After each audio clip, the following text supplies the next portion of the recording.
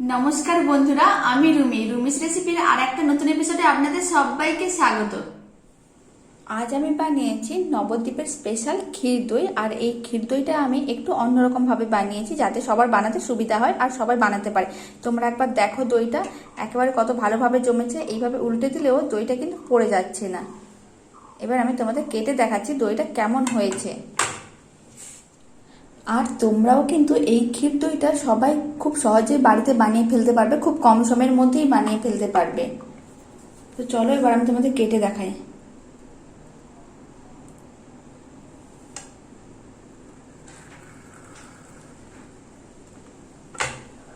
তোমরা দেখো দইটা দেখতে কেমন হয়েছে। এটা কিন্তু যে কোনো দইয়ের থেকে অনেক বেশি এর টেস্ট হয়। আর তোমাদের এই ক্ষীর দইয়ের রেসিপিটা ভালো লেগে থাকলে প্লিজ লাইক শেয়ার সাবস্ক্রাইব করতে কিন্তু একেবারেই ভুলবে না। পাশে থাকা বেল আইকনটি অবশ্যই প্রেস করে নেবে নতুন ভিডিওর আপডেট সবার আগে পাওয়ার জন্য। তো চলো এবার দইটা বানানো শুরু করা যাক। তোমরা দেখো আমি একটা কড়াইকে গ্যাসের উপর বসিয়ে দিয়েছি। এবার কড়াইয়ের মধ্যে আমি দিয়ে দিচ্ছি 4 চামচ চিনি।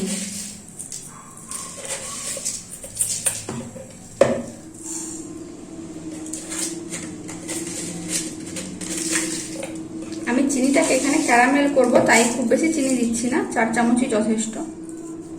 4 চামচ চিনি আমি দিয়ে দিয়েছি। এবার আমি এর মধ্যে দিয়ে দিচ্ছি ওই চামচের 2 চামচের মতন জল।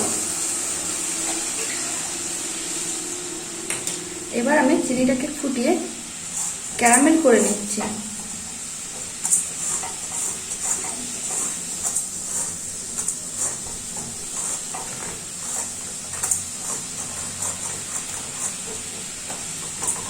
এখন তোমরা দেখতে পাচ্ছ যে চিনিগুলো কিন্তু জলের মধ্যে ভালো করে মেল্ট হয়ে গেছে। এবার আমি কন্টিনিউ এইভাবে নাড়তে থাকবো আর চিনির শিরাটাকে ক্যারামেল করে নিচ্ছি।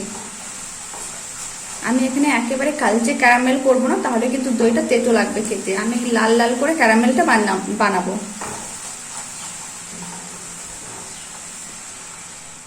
এখন তোমরা দেখো চিনিটা কিন্তু আগের থেকে অনেকটা ঘন হয়ে গেছে আর ক্যারামেল হওয়া কিন্তু শুরু করে দিয়েছে। এই সময় আমি কন্টিনিউ এইভাবে নাড়তে থাকবো। জাস্ট 1-2 মিনিট এইভাবে নাড়লে ক্যারামেলটা ভালোভাবে কমপ্লিট হয়ে যাবে। তোমরা দেখো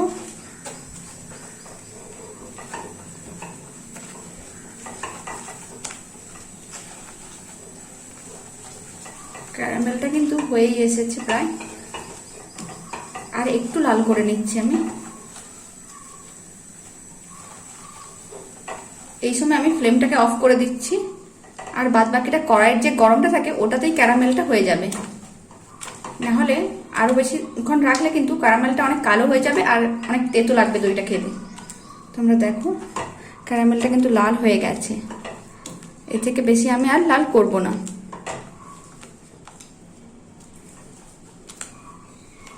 ক্যারামেলটা রেডি হয়ে গেছে। এবার আমি দুধটাকে গরম করে ক্ষীর বানিয়ে নিচ্ছি। এবার ক্যারামেলটাকে এক সাইডে আমি রেখে দিচ্ছি বাটিতে নামিয়ে।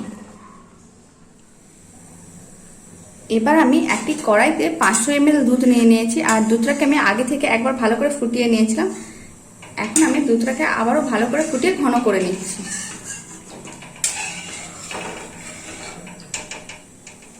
দুধটা কিন্তু ভালোভাবে ফুটে উঠেছে। এবার আমি দুধটাকে একসঙ্গে ভালো করে মিশিয়ে নিচ্ছি।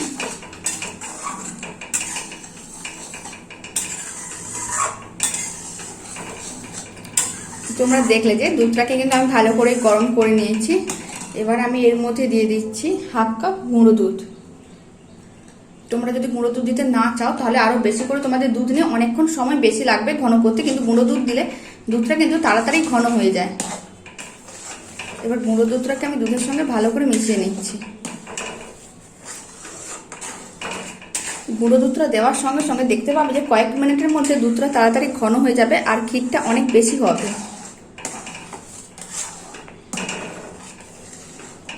এবার আমি গুঁড়ো দুধগুলোকে দুধের সঙ্গে একটা এরকম হ্যান্ড ব্লেন্ডার নিয়ে ভালো করে এইভাবে মিশিয়ে দিচ্ছি।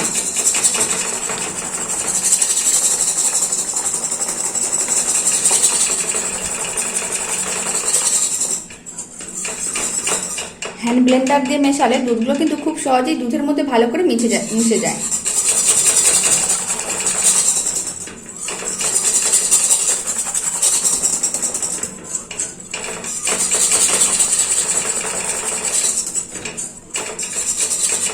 তোমরা দেখো গুঁড়ো দুধ ও দুধটা কিন্তু ভালোভাবে মিশে গেছে।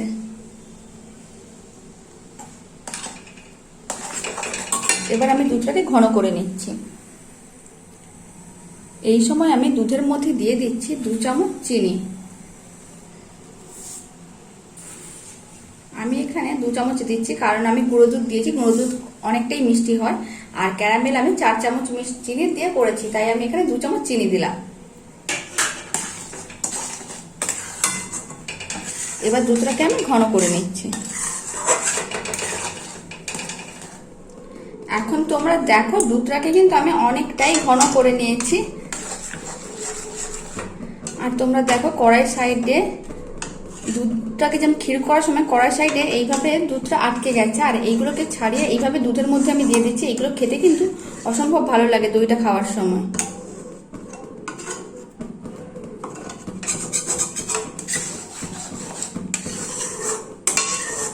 দেখো তোমরা দুধটা কিন্তু একেবারে ঘন হয়ে ক্ষীর হয়ে গেছে।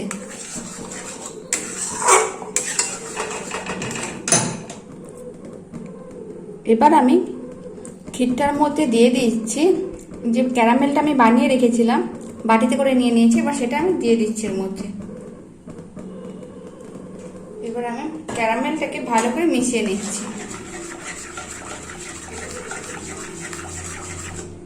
দেখো কিভাবে কালারটা চেঞ্জ হয়ে যাচ্ছে।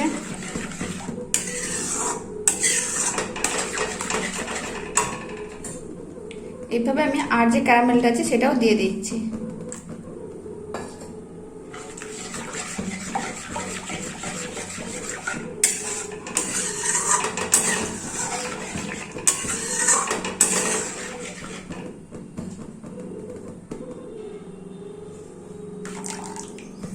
এবার ক্যারামেলটাকে আমি ভালো করে মিশিয়ে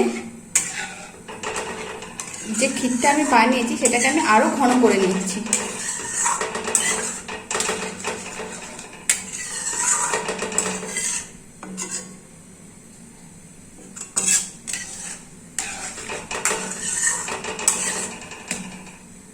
তোমরা দেখো ক্যারামেল মেশানোর পরে দুধের ক্ষীরটাকে আমি অনেকটাই ঘন করে নিয়েছি, আর আমি ঘন করব না এর থেকে বেশি। এবার আমি ফ্লেমটাকে অফ করে দিচ্ছি। এবার আমি এটাকে একটু ঠান্ডা করে নিচ্ছি। তার আগে আমি কড়াইয়ের সাইডে যেইগুলো লেগে আছে সেইগুলোকে এক জায়গায় করে নিচ্ছি। এবার আমি এটাকে একটু ঠান্ডা করে নিচ্ছি।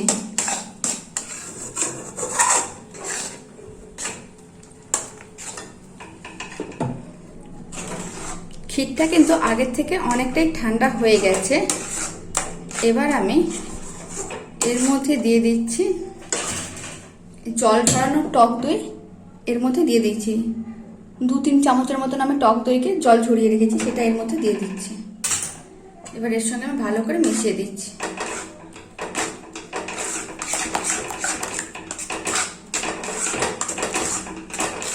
আমি খুব ভালো করে মিশিয়ে নিচ্ছি একসঙ্গে। তোমরা এখন দেখো আমি টক দইটাকে ক্ষীরের সঙ্গে ভালো করে হ্যান্ড ব্লেন্ডার দিয়ে মিশিয়ে নিচ্ছি, যাতে ভালোভাবে মিশে যায়।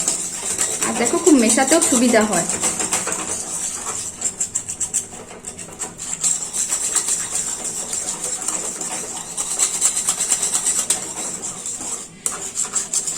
ভালো করে মিশে গেছে। এবার আমি দইটাকে বসিয়ে দিচ্ছি।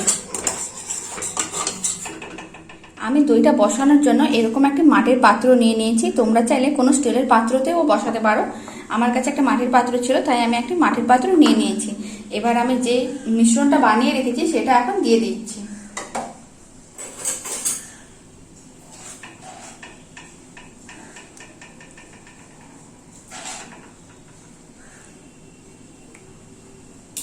পুরো মিশ্রণটা আমি দিয়ে দিচ্ছি।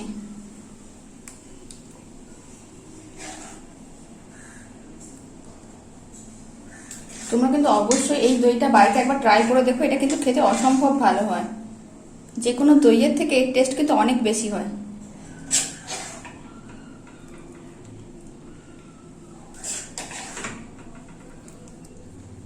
তোমরা দেখো দইটাকে আমি পাত্রটাতে নিয়ে নিয়েছি। এবার দইটাকে আমি কিন্তু তোমরা এবারে দইটাকে এমনি ভাবেও রাখতে পারো একটা ঢাকনা দিয়ে, যেভাবে আমরা দই বসাই। এবার আমি এই দইটাকে কিন্তু 20 মিনিটের মধ্যে রেডি করব, তাই আমি এটাকে একটু কড়াইতে বেক করে নিচ্ছি। এখন তোমরা দেখো আমি একটি কড়াইকে গ্যাসের ওপরে বসিয়ে দিয়েছি লো ফ্লেমে একেবারে। এবার আমি এরকম একটা টিফিন কৌটোর ঢাকনাকে গ্যাসের মাঝখানে দিয়ে দিলাম, কড়াইয়ের মাঝখানে দিয়ে দিলাম, সরি।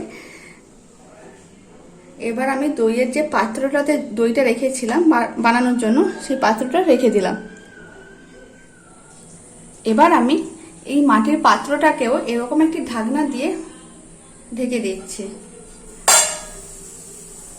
তারপর আমি কড়াইটাকে ঢাকনা দিয়ে লো ফ্লেমে 20 মিনিট রেখে দিচ্ছি। আর এই সময় কড়াইয়ের এই ছিদ্রটাকে কিন্তু আমি একটা নিউজ পেপারের টুকরো দিয়ে বন্ধ করে দিয়েছি, যাতে কড়াইয়ের ভেতরের হাওয়া বাইরে না বেরোতে পারে।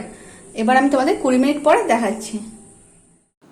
20 মিনিট হয়ে গেছে। এখন আমি ফ্লেমটাকে অফ করে দিয়েছি। তারপর আমি কড়াইটা ঠান্ডা হয়ে গেলে, মানে দইটা হালকা একটু ঠান্ডা হয়ে গেলে তারপর তোমাদের দেখাচ্ছি। এখন আমি দইটা একটু ঠান্ডা হয়ে গেছে, তাই আমি দইটাকে কড়াই থেকে বের করে নিয়েছি, তোমাদের আমি দেখাচ্ছি। তোমরা দেখো, দইটা কিন্তু খুব ভালোভাবে জমে গেছে। এই যে দেখো তোমরা।